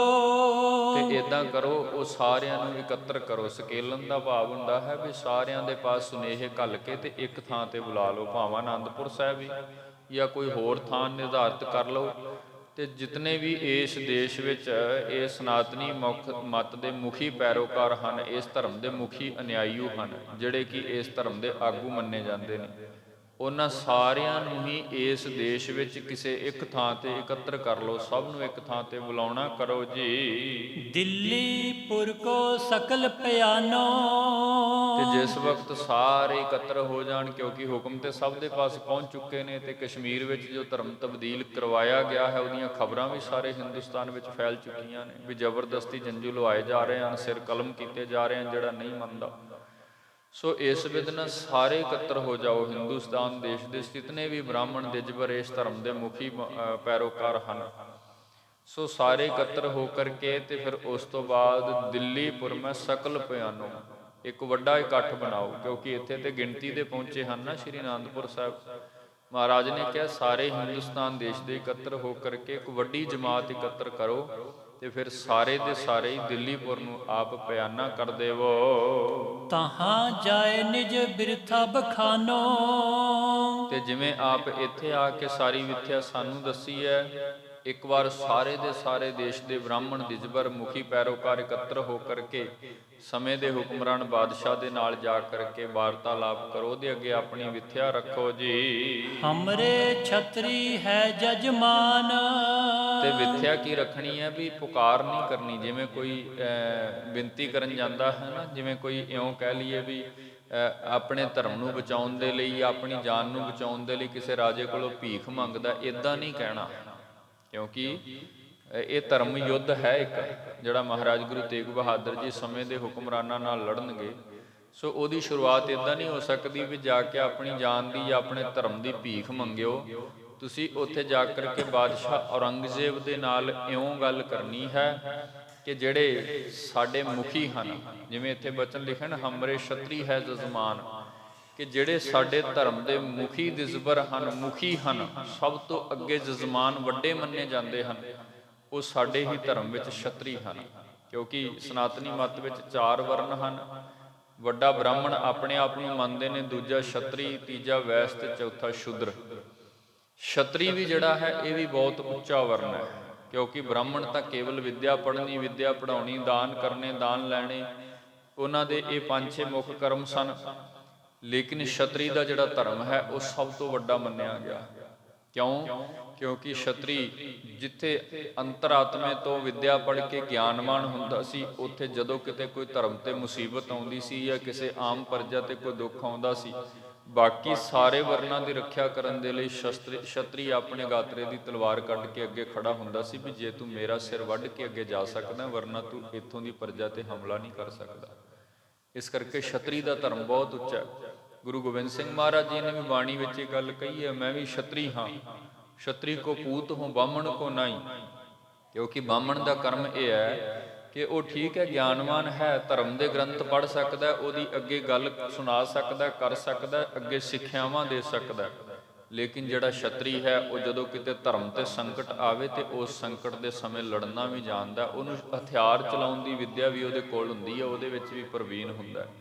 ਇਸ ਲਈ ਛਤਰੀ ਵਰਨ ਅਸੀਂ ਇਹ ਕਹਿ ਸਕਦੇ ਹਾਂ ਕਿ ਛਤਰੀ ਵਰਨ ਜਿਹੜਾ ਹੈ ਉਹ ਬ੍ਰਾਹਮਣ ਤੋਂ ਵੀ ਮਹਾਨ ਹੈ, ਕਿਉਂਕਿ ਉਹ ਗ੍ਰੰਥ ਪੜ੍ਹ ਕੇ ਗਿਆਨਵਾਨ ਹੈ ਤੇ ਸ਼ਸਤਰ ਚਲਾ ਕਰਕੇ ਉਹ ਆਪਣੀ ਸੈਲਫ ਡਿਫੈਂਸ ਤੇ ਆਮ ਸਮਾਜ ਦੀ, ਆਮ ਪ੍ਰਜਾ ਦੀ ਰੱਖਿਆ ਕਰਨੀ ਜਾਣਦਾ ਹੈ। ਮਹਾਰਾਜ ਨੇ ਕਹਿ ਦਿੱਤਾ ਕਿ ਐ ਦਿਸਬਰ ਜਨੋ ਸਭ ਦਿੱਲੀ ਚਲੇ ਜਾਓ, ਸਾਰੇ ਦੇਸ਼ ਦੇ ਸਾਰੇ ਇਕੱਤਰ ਹੋ ਜਾਓ, ਇਸ ਧਰਮ ਦੇ ਜਿਤਨੇ ਵੀ ਪੈਰੋਕਾਰ ਹਨ, ਮੁਖੀ ਹਨ, ਤੇ ਸਭ ਦਿੱਲੀ ਚਲੇ ਜਾਓ ਤੇ ਜਾ ਕਰਕੇ ਬਾਦਸ਼ਾਹ ਔਰੰਗਜ਼ੇਬ ਦੇ ਨਾਲ ਇਉਂ ਵਾਰਤਾਲਾਪ ਪ੍ਰਾਰੰਭ ਕਰਿਓ ਕਿ ਸਾਡੇ ਜਿਹੜੇ ਮੁਖੀ ਹਨ, ਜਿਨ੍ਹਾਂ ਨੂੰ ਅਸੀਂ ਆਪਣਾ ਮੁਖੀ ਮੰਨਦੇ ਹਾਂ, ਗੁਰੂ ਹਨ, ਉਹ ਹਨ ਧਰਮ ਕਰਕੇ ਛਤਰੀ, ਤੇ ਉਹਨਾਂ ਦੀ ਸਿੱਖਿਆ ਦੇ ਅਨੁਸਾਰ ਹੀ ਅਸੀਂ ਆਪਣਾ ਜੀਵਨ ਸੰਸਾਰ ਵਿੱਚ ਜਿਉਂਦੇ ਹਾਂ। ਉਹ ਸਾਡੇ ਮੁਖੀ ਹਨ। ਮੁਖੀ ਹਮਰੇ ਛਤਰੀ ਹੈ ਜੋ ਜ਼ਮਾਨ, ਉਹ ਸਾਡੇ ਆਗੂ ਹਨ। ਜਿਵੇਂ ਉਹ ਸਾਨੂੰ ਤੋਰਦੇ ਹਨ, ਅਸੀਂ ਸਭ ਸਮਾਜ, ਸਾਰੇ ਨਿਸਬਰ ਜਨ, ਸਾਰੇ ਸਨਾਤਨੀ ਮਤ ਦੇ ਲੋਕ ਉਹਨਾਂ ਦੇ ਅਨੁਸਾਰੀ ਹੀ ਰਹਿੰਦੇ ਹਾਂ ਜੀ। ਤਿੰਤੇ ਕਰੈ ਖਾਨ ਅਰ ਪਾਨ, ਤੇ ਸਾਡਾ ਜਿਤਨਾ ਵੀ ਇਹ ਜੀਵਨ ਚੱਲਦਾ, ਖਾਣਾ ਪੀਣਾ, ਪਾਉਣਾ, ਰਹਿਣਾ ਸਹਿਣਾ ਆਦਿਕ ਸਮਾਜਿਕ ਜਿਹੜੀਆਂ ਲੋੜਾਂ ਆਦਿਕ, ਕਿਰਤ ਵਿਰਤ, ਧਰਮ ਕਰਮ ਜੋ ਵੀ ਚੱਲਦਾ ਹੈ, ਉਹ ਸਭ ਉਹਨਾਂ ਦੀ ਸੇਧ ਸਦਕਾ ਹੀ ਚੱਲਦਾ ਹੈ, ਉਹਨਾਂ ਦੇ ਗਿਆਨ ਸਦਕਾ ਹੀ ਚੱਲਦਾ ਹੈ। ਭਾਵਰਤ ਕੀ ਨੇ ਕਿ ਬਾਦਸ਼ਾਹ ਨੂੰ ਜਾ ਕੇ ਇਉਂ ਕਹਿ ਦੇਵੋ ਵੀ ਜਿਹੜੇ ਗੁਰੂ ਤੇਗ ਬਹਾਦਰ ਧਰਮ ਕਰਕੇ ਛਤਰੀ ਹਨ, ਸੂਰਮੇ ਹਨ, ਯੋਧੇ ਹਨ, ਕਿਉਂਕਿ ਸੂਰਮੇ ਗੁਰੂ ਦੇ ਪੁੱਤਰ ਹਨ। ਸੋ ਉਹਨਾਂ ਦੀ ਅਗਵਾਈ ਵਿੱਚ, ਉਹਨਾਂ ਦੀ ਦਿਖਿਆ ਸਿੱਖਿਆ ਵਿੱਚ ਹੀ ਸਾਡਾ ਜੀਵਨ ਚੱਲਦਾ ਹੈ। ਉਹਨਾਂ ਦੇ ਅਨੁਸਾਰੀ ਹੀ ਅਸੀਂ ਸੰਸਾਰ ਵਿੱਚ ਵਿਚਰਦੇ ਹਾਂ ਜੀ। ਰਹਿ ਅਲੰਬ ਸਦਾ ਹਮ ਤਾਹੂ, ਤੇ ਸਾਨੂੰ ਸਾਡੇ ਜੀਵਨ ਵਿੱਚ ਆਸਰਾ ਵੀ ਕੇਵਲ ਉਹੀ ਹਨ, ਕਿਉਂਕਿ ਬਾਦਸ਼ਾਹ ਨੂੰ ਇਸ ਗੱਲ ਦਾ ਵਿਸ਼ਵਾਸ ਦਿਵਾਉਣਾ ਸੀ ਨਾ ਵੀ ਜੇ ਉਹ ਛਤਰੀ ਆਪਣਾ ਧਰਮ ਤਬਦੀਲ ਕਰਨਗੇ ਤੇ ਅਸੀਂ ਸਾਰੇ ਕਰ ਲਵਾਂਗੇ। ਸੋ ਇਹ ਵੀ ਕਹਿ ਦੇਣਾ ਕਿ ਜਿਹੜੇ ਸਾਡੇ ਮੁਖੀ ਹਨ, ਜਿਨ੍ਹਾਂ ਨੂੰ ਅਸੀਂ ਗੁਰੂ ਮੰਨਿਆ ਹੋਇਆ, ਅਸੀਂ ਬਾਅਦ ਜੀਵਨ ਉਹਨਾਂ ਦੇ ਆਸਰੇ ਹੀ ਆਪਣੀ ਸਾਰੀ ਰਹੁ ਰੀਤ ਨਿਭਾਉਂਦੇ ਹਾਂ। ਸਾਡਾ ਧਰਮ ਹੀ ਉਹਨਾਂ ਦੇ ਸਹਾਰੇ ਚੱਲਦਾ ਹੈ। ਰਹਿ ਅਲੰਬ, ਅਲੰਬ ਦਾ ਮਤਲਬ ਹੁੰਦਾ ਸਹਾਰਾ ਲੈ ਕੇ ਤੁਰਨਾ। ਸਦਾ ਹਮ ਤਾਹੂ, ਅਸੀਂ ਉਹਨਾਂ ਦੇ ਅਨੁਸਾਰ ਹੀ ਇਸ ਸੰਸਾਰ ਵਿੱਚ ਵਿਚਰਦੇ ਹਾਂ ਜੀ। ਦਾਨ ਅਨੇਕ ਬਿਦਨ ਲੈ ਜਾਹੂ, ਤੇ ਹੁਣ ਤੱਕ ਜੋ ਕੁਝ ਵੀ ਜੀਵਨ ਵਿੱਚ ਪ੍ਰਾਪਤ ਕੀਤਾ, ਜਿਤਨੇ ਵੀ ਦਾਨ, ਭਾਵੇਂ ਉਹ ਲੋਕਾਈ ਨੇ ਦਿੱਤੇ ਹਨ ਜਾਂ ਪ੍ਰਮਾਤਮਾ ਘਰੋਂ ਕੁਝ ਮਿਲਿਆ, ਸਭ ਉਹਨਾਂ ਦੀ ਕਿਰਪਾ ਸਦਕਾ ਸਾਨੂੰ ਪ੍ਰਾਪਤ ਹੁੰਦਾ ਹੈ ਜੀ। ਤਿਨ ਮੈਂ ਲੀਜੈ ਨਾਮ ਹਮਾਰੋ, ਤੇ ਜਿਸ ਵਕਤ ਫਿਰ ਬਾਦਸ਼ਾਹ ਪੁੱਛੇਗਾ ਤੁਹਾਨੂੰ, ਕਿਉਂਕਿ ਜਦੋਂ ਇੰਨੀ ਵੱਡੀ ਬਾਤ ਉਹਦੇ ਸਨਮੁਖ ਹੋਏਗੀ ਤੇ ਫਿਰ ਉਹ ਪੁੱਛੇਗਾ ਦੱਸੋ ਉਹ ਛਤਰੀ ਦਾ ਨਾਮ ਕੀ ਹੈ, ਸੂਰਮੇ ਦਾ ਨਾਮ ਕੀ ਹੈ। ਤੇ ਜਿਸ ਵਕਤ ਪੁੱਛੇ ਨਾ, ਫਿਰ ਮਹਾਰਾਜ ਕਹਿਣ ਲੱਗੇ, ਉਦੋਂ ਫਿਰ ਉਹਦੇ ਪੁੱਛਣ ਅਨੁਸਾਰ ਇਹ ਕਹਿ ਦੇਣਾ ਵੀ ਸਾਡੇ ਜਿਹੜੇ ਮੁਖੀ ਹਨ ਉਹ ਗੁਰੂ ਤੇਗ ਬਹਾਦਰ ਜੀ ਹਨ। ਤਿੰਨ ਮੈਂ ਲੀਜੈ ਨਾਮ ਹਮਾਰੋ, ਫਿਰ ਉਸ ਵਕਤ ਸਾਡਾ ਨਾਮ ਜਿਹੜਾ ਹੈ ਬਾਦਸ਼ਾਹ ਦੇ ਅੱਗੇ ਤੁਸੀਂ ਰੱਖ ਦੇਣਾ ਹੈ ਜੀ। ਕਰੋ ਬੁਲਾਵਨ ਸਕਲੇ ਉਚਾਰੋ, ਤੇ ਮਹਾਰਾਜ ਨੇ ਇਹਨਾਂ ਦੀ ਪੁਕਾਰ ਸੁਣ ਕੇ ਇਹ ਹੱਲ ਬਖਸ਼ ਦਿੱਤਾ ਆਪਣੇ ਮੁਖ ਤੋਂ। ਆਨੰਦਪੁਰ ਸਾਹਿਬ ਦੀ ਧਰਤੀ ਤੇ ਮਹਾਰਾਜ ਨੇ ਕਿਰਪਾ ਕੀਤੀ ਹੈ ਕਿ ਜਦੋਂ ਫਿਰ ਬਾਦਸ਼ਾਹ ਤੁਹਾਨੂੰ ਪੁੱਛੇ ਤੇ ਫਿਰ ਉਹਨਾਂ ਨੂੰ ਇਉਂ ਕਹਿ ਦੇਣਾ ਵੀ ਜਿਹੜੇ ਸਾਡੇ ਮੁਖੀ ਗੁਰੂ ਹਨ, ਜਿਹੜੇ ਸਾਡੇ ਆਗੂ ਹਨ, ਜਿਹੜੇ ਸਾਡੇ ਉੱਪਰ ਕਿਰਪਾ ਬਖਸ਼ਿਸ਼ ਕਰਦੇ ਹਨ, ਜਿਨ੍ਹਾਂ ਦੀ ਕਿਰਪਾ ਸਦਕਾ ਸਾਡੀ ਇਹ ਹਸਤੀ ਤੇ ਸਾਡਾ ਇਹ ਧਰਮ ਸੰਸਾਰ ਵਿੱਚ ਕਾਇਮ ਹੈ, ਜਿਸ ਵਕਤ ਪੁੱਛੇ ਤੇ ਕਹਿ ਦੇਣਾ ਵੀ ਤੁਸੀਂ ਬੁਲਾ ਸਕਦੇ ਹੋ, ਆਨੰਦਪੁਰ ਸਾਹਿਬ ਦੀ ਧਰਤੀ ਤੇ ਵਿਰਾਜਮਾਨ ਹਨ। ਇੱਦਾਂ ਇਹ ਸੁਨੇਹਾ ਸਾਡਾ ਬਾਦਸ਼ਾਹ ਦੇ ਦਰਬਾਰ ਅੰਦਰ ਉਹਦੇ ਤੱਕ ਪਹੁੰਚਾ ਦੇਣਾ ਜੀ। ਸੋ ਜਬ ਸੁਨ ਜਿਸ ਮਗ ਕੋ ਚਾਲੇ, ਤੇ ਫਿਰ ਜਿਸ ਵਕਤ ਉਹ ਸੁਣੇਗਾ ਤੇ ਅੱਗੇ ਜੋ ਕੁਝ ਕਰੇਗਾ, ਕਿਉਂਕਿ ਮਹਾਰਾਜ ਤਾਂ ਜਾਣਦੇ ਹਨ ਬਾਦਸ਼ਾਹ ਜਿਸ ਢੰਗ ਦੇ ਨਾਲ ਵਰਤ ਰਿਹਾ ਹੈ, ਗੁਰਦੇਵ ਨੂੰ ਇਹ ਵੀ ਪਤਾ ਹੈ ਵੀ ਉਹਦੇ ਨਾਲ ਟੱਕਰ ਲੈਣੀ ਹੈ ਕੋਈ ਸੂਰਮਾ ਯੋਧਾ, ਵੱਡਾ ਪੁਰਖ, ਵੱਡੀ ਆਤਮਾ ਹੀ ਕੋਈ ਟੱਕਰ ਦੇ ਸਕਦੀ ਹੈ। ਉੱਦਾਂ ਤਾਂ ਇੰਨੇ ਰਾਜ ਤੇਜ ਵਾਲੇ ਬਾਦਸ਼ਾਹ, ਏਡੀਆਂ ਫੌਜਾਂ ਦੇ ਮਾਲਕ, ਧਨ ਪ੍ਰਤਾਪ ਵਾਲੇ ਬਾਦਸ਼ਾਹ ਦੇ ਨਾਲ ਆਮ ਮਨੁੱਖ ਦਾ ਲੜਨਾ ਤੇ ਕੋਈ ਵੱਡੀ ਗੱਲ ਨਹੀਂ, ਉਹਨੂੰ ਤਾਂ ਉਸੇ ਵਕਤ ਤੋਂ ਖਤਮ ਕਰ ਦੇਵੇਗਾ। ਸੋ ਇਸ ਵਕਤ ਫਿਰ ਉਹ ਜਿਸ ਵਕਤ ਵਿਚਾਰ ਕੇ ਤੇ ਅਗਲਾ ਜੋ ਕੁਝ ਵੀ ਔਰੰਗਜ਼ੇਬ ਕਰੇਗਾ ਜੀ, ਤਿਨ ਪੀਛੇ ਹਿੰਦੂ ਜਗ ਚਾਲੇ, ਤੇ ਇਹ ਕਹਿ ਦੇਣਾ ਵੀ ਸਾਡਾ ਸਾਰਾ ਸਮਾਜ, ਸਾਰਾ ਹਿੰਦੂ ਜਗਤ ਉਹਨਾਂ ਦੇ ਪਿੱਛੇ ਤੁਰਦਾ ਹੈ। ਉਹ ਕੌਣ ਨੇ? ਮਹਾਰਾਜ ਇੱਥੇ ਆਪਣੀ ਗੱਲ ਕਰ ਰਹੇ ਨੇ ਗੁਰਮੁਖੋ, ਉਹ ਨੇ ਗੁਰੂ ਤੇਗ ਬਹਾਦਰ ਜੀ ਮਹਾਰਾਜ। ਕਿਉਂਕਿ ਮਹਾਰਾਜ ਨੂੰ ਪਤਾ ਹੈ ਵੀ ਜਿਤਨੀ ਹੁਣ ਇੱਥੇ ਤਾਕਤ ਚਾਹੀਦੀ ਹੈ, ਇਸ ਸਮੇਂ ਦੇ ਬਾਦਸ਼ਾਹ ਦੇ ਜ਼ੁਲਮ ਨੂੰ ਠੱਲ ਪਾਉਣ ਦੇ ਲਈ ਜਿੰਨੀ ਤਾਕਤ ਚਾਹੀਦੀ ਹੈ ਉਹ ਸੰਸਾਰ 'ਚ ਕਿਸੇ ਮਨੁੱਖ ਪਾਸ ਨਹੀਂ ਹੈ। ਉਹਨੂੰ ਜਿਹੜਾ ਜਿਤਨਾ ਉਹਦਾ ਰਾਜ ਤੇਜ, ਜਿਤਨਾ ਉਹਦਾ ਪ੍ਰਤਾਪ ਹੈ, ਉਹਨੂੰ ਖਤਮ ਕਰਨ ਦੇ ਲਈ, ਉਸ ਹੁਕਮ ਨੂੰ ਖਤਮ ਕਰਨ ਦੇ ਲਈ ਜਿਹੜੀ ਤਾਕਤ ਚਾਹੀਦੀ ਉਹ ਕੇਵਲ ਗੁਰੂ ਤੇਗ ਬਹਾਦਰ ਮਹਾਰਾਜ ਜੀ ਕੇ ਪਾਸ ਹੀ ਹੈ।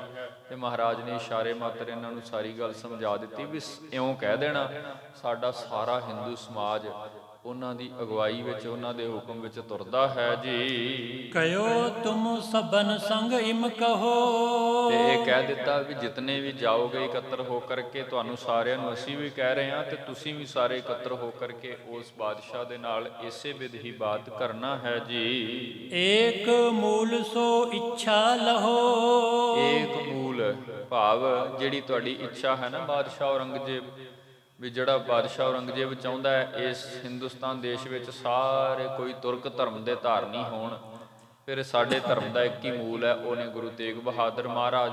ਤੇ ਜੇ ਕਿਧਰੇ ਤੁਸੀਂ ਆਪਣੀ ਤੇਜ਼ ਤਾਕਤ ਦੇ ਨਾਲ ਉਹਨਾਂ ਨੂੰ ਤੁਰਕ ਧਰਮ ਵਿੱਚ ਤਬਦੀਲ ਕਰਵਾ ਲੈਂਦੇ ਹੋ, ਉਹਨਾਂ ਦਾ ਧਰਮ ਤਬਦੀਲ ਕਰਵਾਉਂਦੇ ਹੋ, ਤੇ ਇਹ ਬਾਕੀ ਦੇ ਸਮਾਜ ਦੀ ਗੱਲ ਛੱਡੋ, ਫਿਰ ਸਭ ਹੋ ਜਾਣਗੇ।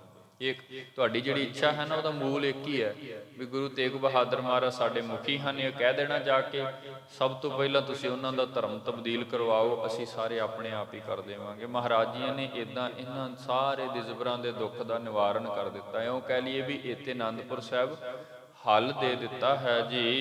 ਇਮ ਸੁਨ ਹਮੈ ਹਕਾਰਨ ਕਰ ਹੈ।